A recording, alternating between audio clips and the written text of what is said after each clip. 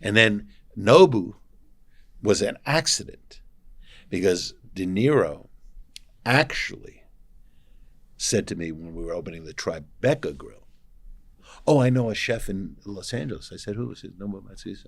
Because Nobu basically said no to the first one, no to the second one, no to the third one. And today he's worth $300 million. So. Welcome to the Eating with Experts podcast, food media from people who've actually worked in the industry. Each episode, we'll sit down with world-class chefs, bartenders and owners, as well as industry insiders, food journalists, and people with a love of the food and restaurant world.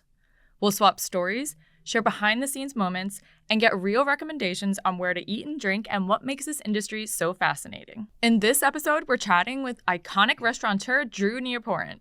He was one of the founders of Nobu and Tribeca Grill, along with dozens of other restaurants over the years. He's recently published his book, I'm Not Trying to Be Difficult, which covers his journey from waiting tables on a cruise ship to getting his first 3-star review and getting into business with Robert De Niro. Well, great to see you. Thank you for coming. Thank you. Cheers. To you. Cheers. Thank you. I mean, you're pretty much a podcast pro at this stage. I feel like You think so? I've heard you on a lot this year. What is a day in your life like nowadays? Well, it has changed because a day in my life was always dominated going to work in one of the restaurants, and I still show up at Nobu. But at Nobu, I'm like a don't call us, we'll call you. So when I go to Nobu, it's to check the quality of the food, which means to eat. The book came out September 23rd, and I had great aspirations for the book, and it was great meeting you guys. And I've done a lot of things, and I've been on. It's now MS Now, but it was MSNBC then. Ari Melber and Richard Quest had me on CNN. But what I've realized is like I'm a bit of a media whore. No, it's like, and it's all very, once you do it, even though it's on Spotify, a lot of these things, it sort of goes to the ethosphere. It dissipates. It dissipates. Interesting. Which is great to see what you're doing because there's a lot of traction. And there are other people, like I'm sure you see that Turkish cab driver. Yeah. Goes around like fine dining. Where does We he were get the actually at a money? restaurant with him at the other night Which at the same one? time. Which Huso? Huso. Yeah, in Huso, Tribeca, yeah. I mean, that one costs like... A lot. That was a big It's ticket. $285. Yeah. It's That's right down the block from Tribeca. Yeah, it is. Yeah. And that's an interesting place. I saw some stuff on it, but the food was good, I bet. Yeah, delicious. Food was fantastic. That's our second time. They're Second doing time, like 12 courses, but the presentation is insane. The and service, it's, impeccable. Yeah. Yeah.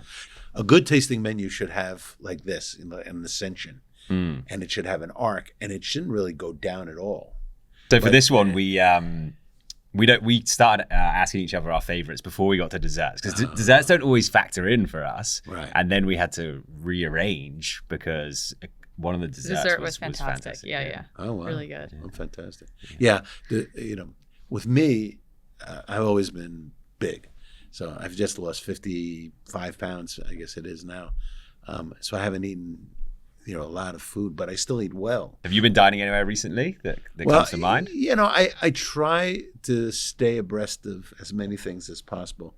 On 13th Street in the Village, it's a Peruvian restaurant. I'm not sure you've been there. New York. Have you been? We haven't been yet. Yeah, but very we've been good. to Contento previously. So it's the he same was chef. the So. chef. Yeah, and he's a lovely person. But the one thing I realize, I don't rush into the new places. We don't necessarily like running to the new things either. I think sometimes it takes people a while to settle in with their team and all of that. And then it's an interesting thing. It's like when you're hot, there is a way you can turn away people and not be like, I'm never going there. When I got 3 stars at Morrichet back in 1985, I mean, the phone, it was like Straight never away, stopped. overnight from that review. So we also got to go to Ada with you right around here. Yeah, just up the block. And this is also the neighborhood you grew up in, correct? Well, I'm just going to tell you, I grew up in the 60s and the 70s. Avenue A, B, or C was like no man's land. I mean, this was like, I'm not joking. This was really dangerous. And then it became dangerous in sort of a cool way because Tompkins Square Park was where everybody smoked weed or there were a lot of, heroin addicts there. And so that was its own difficulties.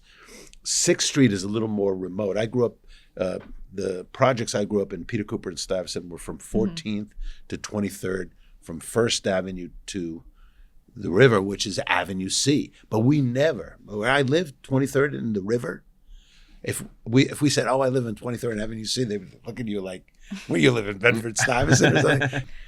The only good thing was we go to, Yonah Schimmel's, or we go to Bialy for 5 cents. Nice. Katz's was no big deal back then. Now they wait on. Bet you today it's like 20 degrees out and there's still a line to get into. There's a line almost every day. Ridiculous. Yeah, it's ridiculous. But this neighborhood, in a good way, has become less dangerous. Yeah. New York in general. And then you continued on to Cornell University for their hospitality school. So you're a real New York guy. Yeah. In fact, the Strand bookstore in New York City? Yeah. Okay. So I went and I said, do you have this book? I'm not trying to be difficult. And they go, they're on the computer and they go, yeah, we got one copy in the New York section.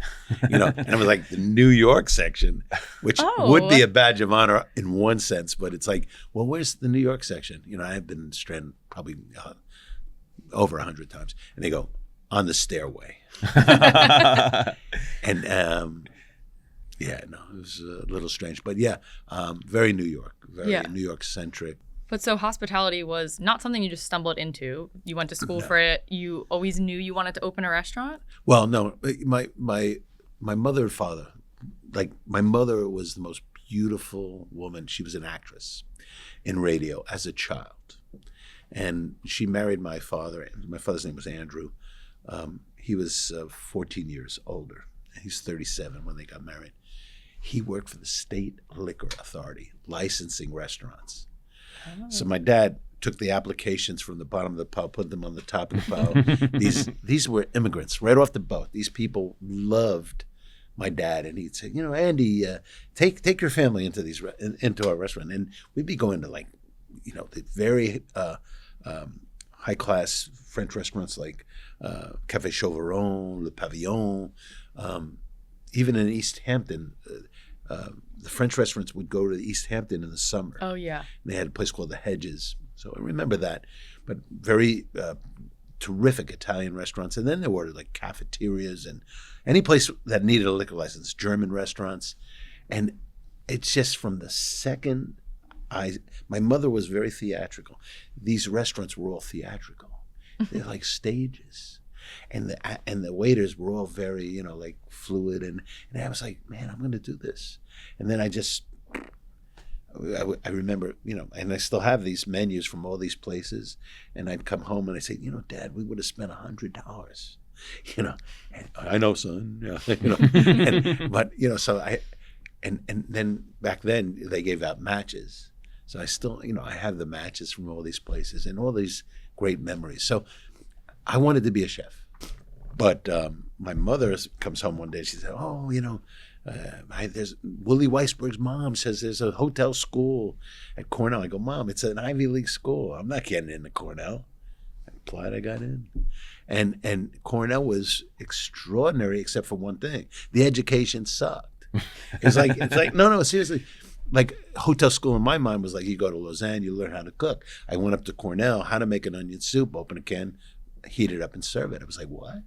Yeah. And then the one guy at Cornell, his name was Walter Herman, who was like a chef. He died my junior year of a heart attack in India doing some consulting. And we were teaching assistants for his class, and they put us in charge. Just take over. Oh my God. So, like when you read the book, what happened to me, quite frankly, was I was very lucky because one day I'm just walking in the corridor of the school. There's a notice looking for 6 students experienced in Russian service to sail to the following ports: Leningrad, Oslo, Stockholm, Copenhagen. I was like, I've never, ever worked as a waiter. I get on the phone. His name was Uwe Christensen, German guy. Are you experienced? Oh, yes. I'm very experienced. So in June of 1974, I'm 18 years old. It's porting right out of Houston Street, MS Vista Fjord. Get on the ship. The dining room, 600-seat dining room, a veritable football field. Kitchen is downstairs by escalator. I'm wearing a light blue shirt. So 59 other waiters, there were 60 of us, realized I'm an imposter. Because, it's de rigueur that it's a white shirt. Waiters just wear a white shirt. So I'm wearing a light blue shirt, and, the waiters are holding the tray like this, and I'm holding the tray like this, like I'm in a cafeteria. So, but it's like learning how to ride a bike, So I went back 15 times. Every Christmas, they would have cruises going to the Caribbean. We went on. I've been Mediterranean. I mean, that's an incredible experience as a young person. No, because, when I was about to get drafted for the war, Vietnamese War, luckily the war ended in 72, I guess it was, or 3. And then, I had never been to Europe. I'd never seen. So being on this ship, first of all, you work 7 days a week, breakfast, lunch, and dinner, sometimes midnight snack, sometimes afternoon teas. The food is unbelievable. Mostly Austrians. In Garde Manger, there were a lot of Scandinavian women, but mostly Austrian chefs. And guess what? Restaurants, you fill out a dupe. You take the order, and you go to the kitchen. You give the dupe to the cooks. No dupe system. You verbally ordered to the kitchen. So after you served your guests, you order for yourself. So wrap up filet mignon, boulanger potatoes. So that was an downstairs. education in itself. We ate like kings. It was unbelievable. And actually I think it was the first cruise was 42 days. For breakfast, they had this most unbelievable viennoiserie, like most beautiful pastries. And I'd be eating one going up the escalator and eating one going down the escalator. And it was like, I gained like 30 pounds. It was like unbelievable. Yeah, but a good experience. So the whole thing about wanting to write the book, what I realized at some point, like I sort of stuffed in more than one life into my life.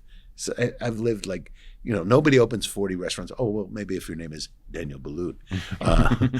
But not many. But I'm not backed by some real estate consortium, big money. It never was. Yeah. Okay. And not everyone is Robert De Niro's partner, and Sean Penn, Bill Murray, and Mikhail Baryshnikov. Pretty good guys. So 40 restaurants in 40 years. It's a lot. You opened in 1985, your first one at 29. Right. Then we can't talk about all of them in a 1 hour podcast, No, but impossible. what would you say are some of the defining restaurants of your career? Well, I mean, Montrachet, I wish you guys at least could have sampled David Boulet's cooking. I met David Boulet in San Francisco. He was cooking at a restaurant called Sutter 500. It was at the end of a trip. And all my trips are culinary trips. I'd been to Spago and Michael's, but he was in San Francisco. We drove up the coast, and his food was so magnificent. Would you ever open a restaurant in New York? Oh yeah, I do it. So I went back to New York, and I had signed a lease. I had no money. I used to jog, and I found this space in Tribeca, and I called Boulet up, and he decided to do it with me. The problem with Boulet was he had worked at Joël Robuchon, Paul Bocuse, Roger Verger. He didn't just learn lessons from those places. He literally could do those dishes like Xerox copies. So like Americans, even though they traveled, they didn't know the provenance of those dishes. There were a lot of French chefs got away with stealing from the great chefs of France. And I would say to Boulet, I think, the lobster salad, this is like right out of Robuchon. Because in his head, he was elevating the dish. Now, there's just one problem. We opened. The first night, I think we did 37 people. The second night, we did 18. I was like, that's it, we're going to close. But the word of mouth back then, that's, you had no Instagram. It's just everybody got on the phone. Oh, you got to go to this place. We're in the middle of no place.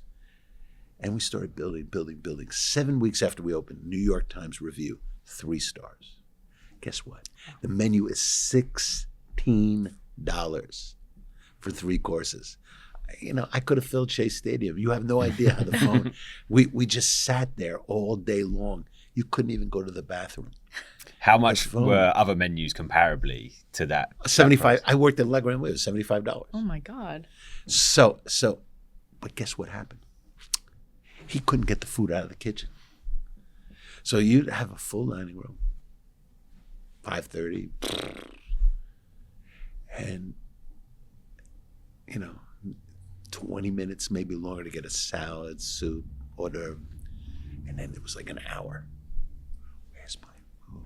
Because people's threshold, you know, nowadays, getting the food out of the kitchen, you know, it's one thing to have wonderful food. Getting the food out of the kitchen is very hard. And back then, you needed 2 seatings. You kept your prices down, and you needed 2 seatings. Today, tasting menu, $250, $350. Take your time. Yeah. You know, We don't want to rush you. We don't want to rush you. your whole And by the night. way, if you want another bottle of wine, you know, Yeah. go for it. And even those people can't make a living for some reason. I find that unbelievable. But so I actually had to fire Boulay. In the 22-year history of Montrachet, Boulay was there for 13 months.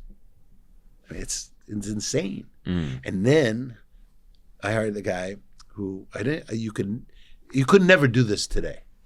Because first of all, we didn't talk to anybody. He wanted to put his name on the restaurant too, right? Well, So at the beginning, that's good because he said, you know, we were having trouble naming the restaurant. And he goes, why don't we call it Boulay? I go, David. No, I meant this. I said, if for any reason it doesn't work, you can't use your name ever again. Right, yeah. So you can't do that. So really, you were looking out for him. I was. And by the way, all the great restaurants, none of them were named after the chef. It's only recent times, not so recent if you figure out Daniel, Jean-Georges, but nobody put their name on the canapé. It was la réserve, le régence, but you know. So, yeah, I mean, it was an incredible time. The second restaurant, De Niro shows up in the restaurant, wants to sit with his back to the room, last table.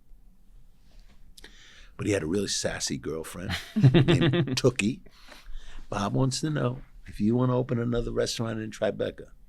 And I'm like, you talking to me? Because there's nobody else here. No, I mean, it's like Robert De Niro. Come on, man. It This is is prime. the height of his, So, like, we walked up the block. We look at this huge space. And I'm like, so what's your idea? And he's like, hamada. You know, it's like, doesn't. And I go, well, like La Coupole in Paris. Oh, yeah. You know, no way we're going to be doing it. And the first restaurant I wanted to do American. So this would be where I would do an American restaurant. There was a restaurant in San Francisco, actually around the corner from where I opened Rubicon in San Francisco back in '94. But there was a restaurant called the Tadich Grill. Been there like 100 years. And it's a simple fish grill. This is the other thing that's incredible. Like anywhere you go in London now, Mountain, I could name a couple of these restaurants, but everything is live fire. This is 100 years old, Tadich Grill, simple fish grill. So that was in my head. Actually, when I opened the Tribeca Grill, we had like a choice of several fish, which you could have poached, sauteed, grilled, with this sauce, with this sauce, with this sauce. And you know what? A disaster.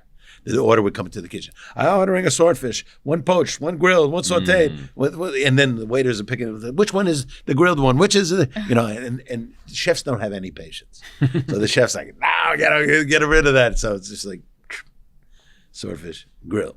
And we went away from it. But that was the first intention.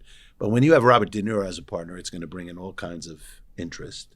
You guys weren't around for this, but Stallone, Bruce Willis, and Schwarzenegger were part of this group of Planet Hollywood, which was a restaurant, but only like if you were blind and had no taste buds, you would consider that to be an eating establishment. So we were up against them because we had our stars. You know, we had Bill Murray and Sean Penn, and people would compare the two. And you know, we'd always come out the better because we were a restaurant. That restaurant just lasted only 35 years. Imagine. It's half my lifetime. I'm 70. Yeah. So it's like, first restaurant, Morrichet, unbelievable. Lasted 38 years. Second restaurant, 35 years. And then Nobu was an accident because De Niro actually said to me when we were opening the Tribeca Grill, "Oh, I know a chef in Los Angeles." I said, "Who?" He said, "Nobu Matsuisa." And I knew Nobu too because in 87 in Aspen, Food and Wine does the 10 best chefs in the country, and our chef Deborah Ponzek and Nobu, were so honored. So I knew who Nobu was, and I was like, "We're not opening a Japanese restaurant." So we brought Nobu in, and Nobu was like, "Maybe one day I open a small sushi bar for you." and like, I saw the friendship between De Niro and Nobu, and I made it happen. Now, the most compelling reason for you to buy that book is the real story of Nobu is going to come out. Because Nobu basically said no to the first one, no to the second one, no to the third one, and today's worth $300 million. So, see, no sometimes works. Yeah. So you're a partner in both the ones in New York and the one in London, Right. but not the rest. Okay, so the New York Times did an article on me a couple, maybe 2 months ago, whatever it was, and the way they phrased it was he was elbowed out of the expansion. So I didn't want to write a book crying or whining, or I sort of lay it out the reason. It's like the Beatles. There's 4, and even when John Lennon died, they couldn't have a band and call themselves the Beatles any longer. So I always felt that way. But my thing was, I was always looking to do other places. In '94, when we opened Nobu, we opened Rubicon the same year. Nobu was very conservative, had no in his mind to do. He had a 40-seat restaurant in Beverly Hills. But when they saw the success and the money. Was there a moment where you just knew that it was going to be a huge success? No.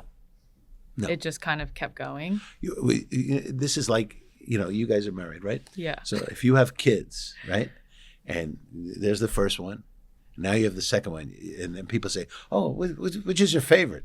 You're like, what? It's like, you might have a favorite. That's possible. But, you treat the kids the same way. So for me, it was all these restaurants. There's no way I'm going to say like, "Oh, this one's better than that one." But they wanted me to play favorites. Interesting. And look, at the end of the day, I left millions of dollars. And I mean that. Yeah. And my wife left millions of dollars because she's married to me. And my kids, I guess by extension, left millions of dollars. But you know what? We love each other. We're not driven by the money, and we do understand what happened. I mean, I see things. There are other comparisons in life. Like Bill Wyman was the bass player for the Rolling Stones. He left the Rolling Stones like 100 years ago. I mean, if he said, "I'm going to be 75, and I don't think I should be playing rock and roll when I'm 75, most people would understand that. But he left years earlier, and the Rolling Stones are still playing. So God only knows how much money but that was his decision, I believe. They didn't toss him out. But I never wanted to be defined by one restaurant. Now, Nobu, it's like, and I mean this, it is the single most important restaurant of the last 30 years, probably in the world. El Bulli, obviously, but El Bulli doesn't exist, or existed for a short period of time. Some French restaurants I might even include in that, some of the classic chefs. But Nobu's 31 years old. There's 56 around the world. A bit of it is that the public, it took a little time, but the public just like, that's what I like to eat. So like, when I go to Greece, don't you want Greek food? No, I'll go to Nobu. They just opened a Nobu hotel in Rome. Wow. Nobu and De Niro had an audience with Pope Leo. I saw that. I mean, yeah. so it's like, like when Nobu opened in Paris, actually that was the kind of the first blow with me. It failed miserably, and actually Nobu didn't even speak to my partners for 2 years. But it shows you how commerce can sometimes change the equation. Yeah. And also Nobu, if you see the documentary, there's a documentary that's Yeah, I made did about see Nobu. that there. Yeah. Okay, he was 44 when we did Nobu. Crazy. So it's 31 years later. He's 75 now. I mean, it's like, but he's driven. Yeah. Oh, excuse me, not driven, but it's private planes. No. Yeah. He's just flying. That some people have requests. Like rock and roll bands, they have the writers. When they in the dressing room, like colors of M&Ms or something like that. And Nobu's one request is, I only fly private. Really? Okay. You've met a lot of people in those years. I know because you were showing me your photo album on your phone the other day, and it was just, celebrity after celebrity after Right. industry person. What are some of the most interesting people that you've met in that time?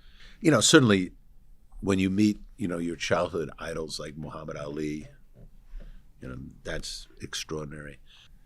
But I'm impressed that I'm a partner to Robert De Niro after 35 years. Like everyone thinks like he hates me, but he doesn't hate me. He knows what I did. I mean, the whole Nobu thing, like, the food is Nobu. But, sometimes you can't get from here to there unless somebody has the vision to be able to do that. Yeah. Do you have any other good restaurant stories like that? What I remember in the early days was just how fascinating food is. Like there was a place called Headquarters. The former chef of Eisenhower,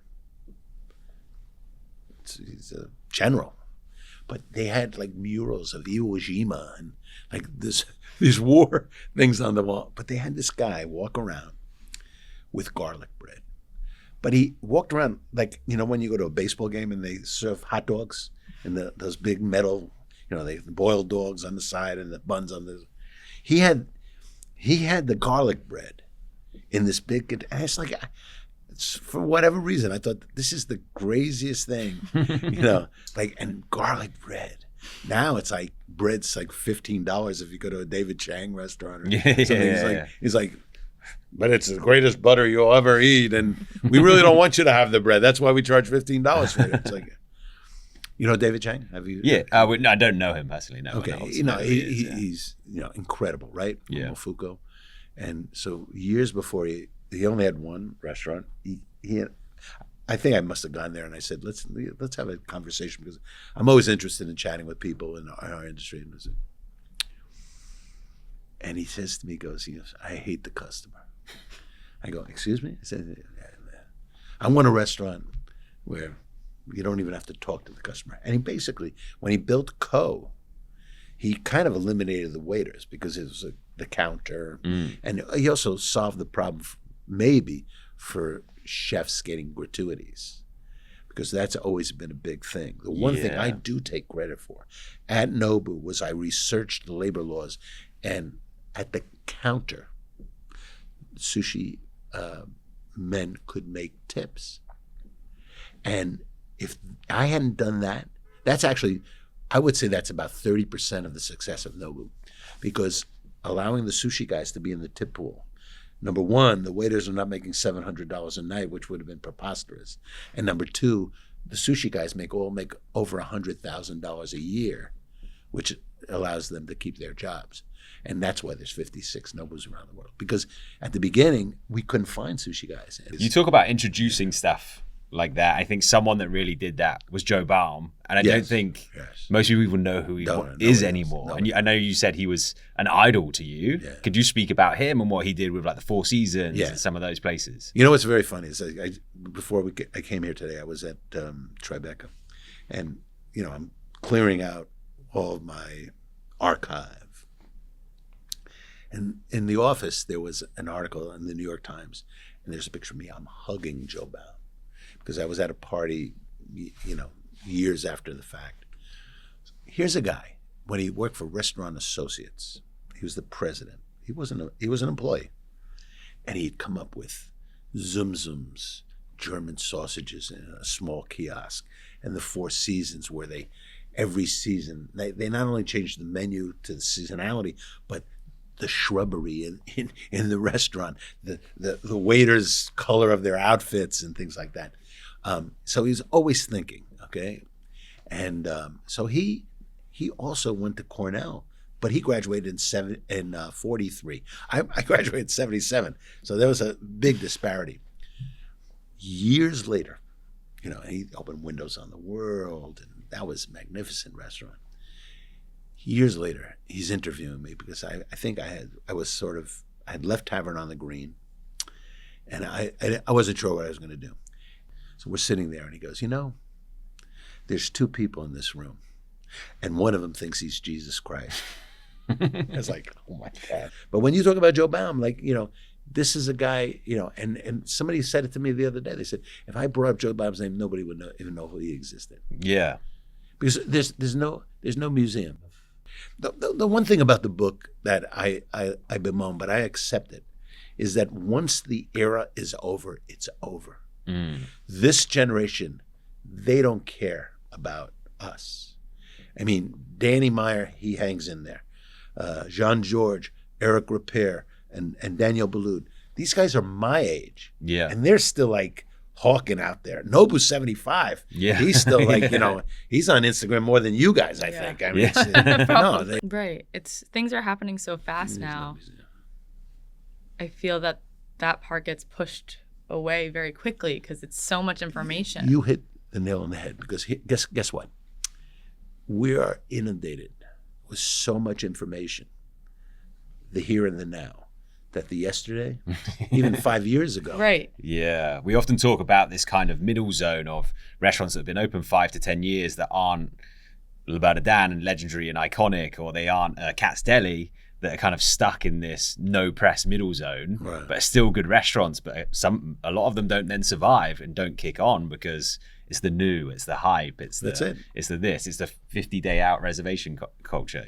Everything, the guys walking down the street, we're about to, it's all the hyped restaurants that, the thing that infuriates me when I was younger was the press would fixate on tacos, hamburgers, pizza. And they started getting equivalent press.